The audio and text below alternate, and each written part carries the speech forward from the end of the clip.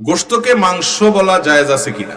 আমাদের সমাজে অনেকে বলে গোশতকে মাংস বলা যাবে না, কারণ মাংসের ব্যাখ্যায় তারা বলেন মায়ের অংশ এটা নাকি সমান সমান মাংস হয়েছে, মা যোগ অংশ সমান সমান মাংস। তো এটি অত্যন্ত হাস্যকর এবং ভিত্তিহীন কথা। বরং এটি সংস্কৃত শব্দ যথাসম্ভব, আমি যদি ভুল না বলে থাকি, এবং মাংস যেটা এটা লিখতে ময়াকার, অনুস্বকার আর শেষে তালিব বেশনা দন্তস, আর অংশ লিখতে তালিব বসনা দন্তস হয়, অংশতে তালিব বস হয়, আর মাংসতে দন্তস হয়।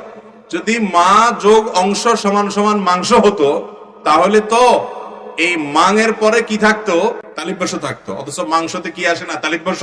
তাহলে বোঝা গেল এটা আসলে মায়ের অংশ থেকে মাংস হয় নাই। অতএব এটি সম্পূর্ণ ভিত্তিহীন কথা। এছাড়াও বিভিন্ন ভাষাবিদগণ মাংস শব্দের ব্যাখ্যায় যা লিখেছেন, আমি যতটুকু দেখেছি সেটার সাথে মায়ের অংশের কোনো ন্যূনতম সম্পর্ক নেই। অনেকে বলে যে হিন্দু ধর্মাবলম্বী ভাইয়েরা তারা গরুকে যেহেতু মা মনে করে, অতএব গরুর গোশতকে তারা মাংস বলে মায়ের অংশ হিসাবে।